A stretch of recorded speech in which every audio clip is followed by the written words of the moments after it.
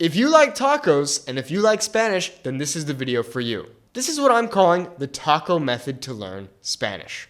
Just like we have different parts of a taco, we also have different parts of learning Spanish. The first and most important part of the taco is la tortilla. Now, when it comes to learning Spanish, la tortilla is the grammar. Now, before you click off this video because you're scared and you're saying, no, Nate, don't, please. No, grammar. I don't want grammar. Espera. The grammar is so important to study and learn in Spanish. Here's the thing. Many of us say, oh, well, kids are so good at learning languages. I'm too old. I just can't learn now.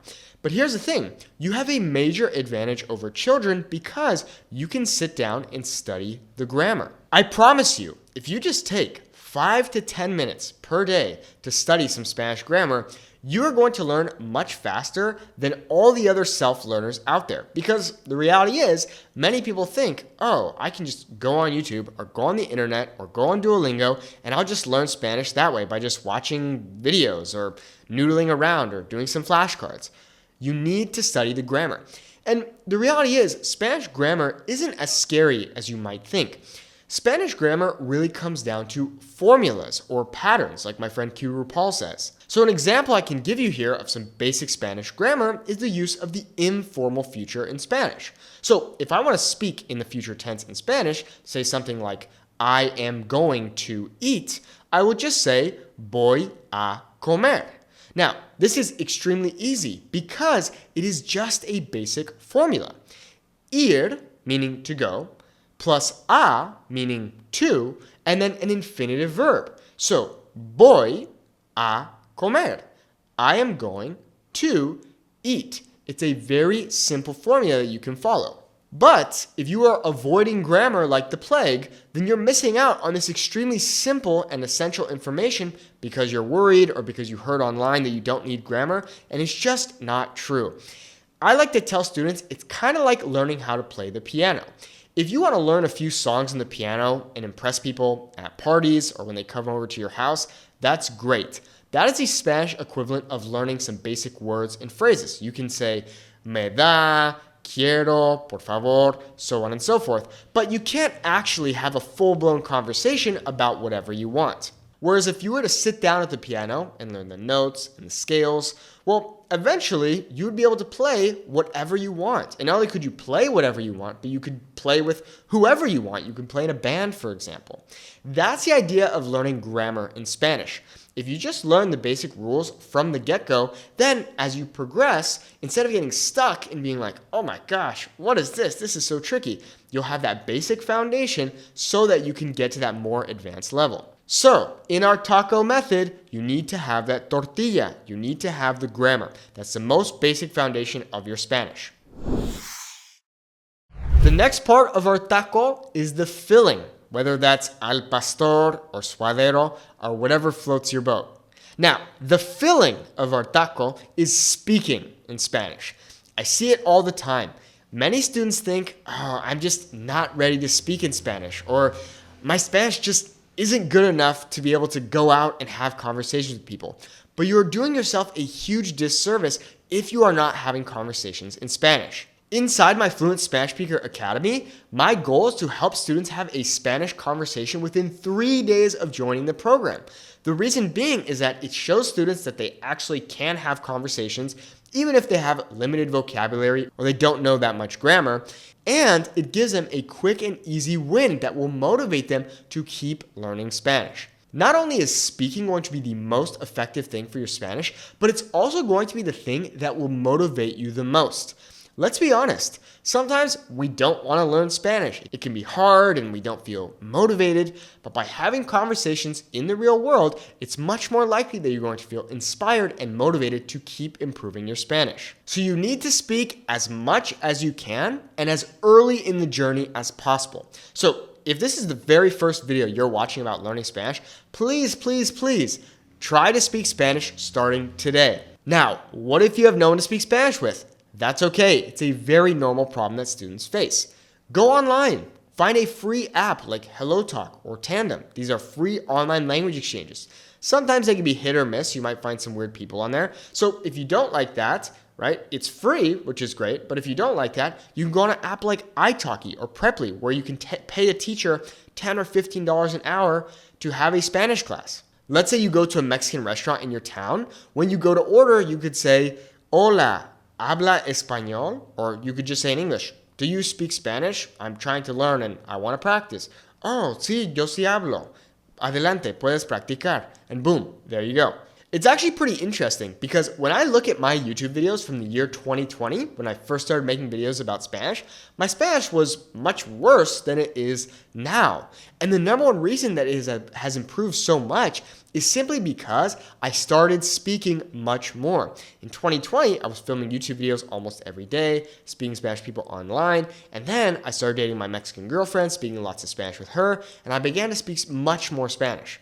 So, speaking in Spanish is that filling of our taco. It is the most important thing, but it's also the thing that students don't do that much of. So, do not make this mistake and speak as much as you can.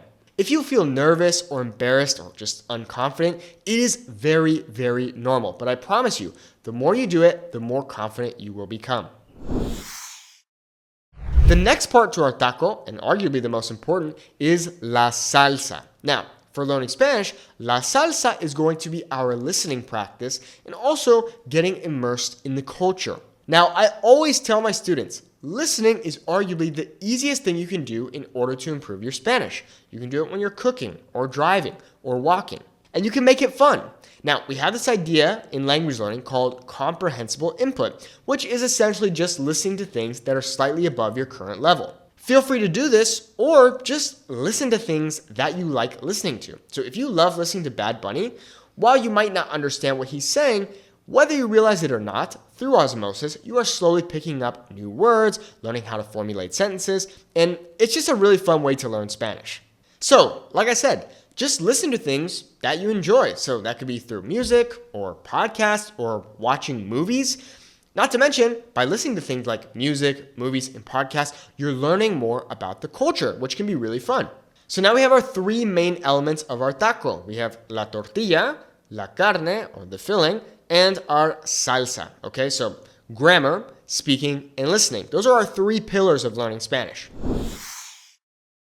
Next, we have our garnish. So that could be a little limon, little cilantro, little cebolla, tal vez.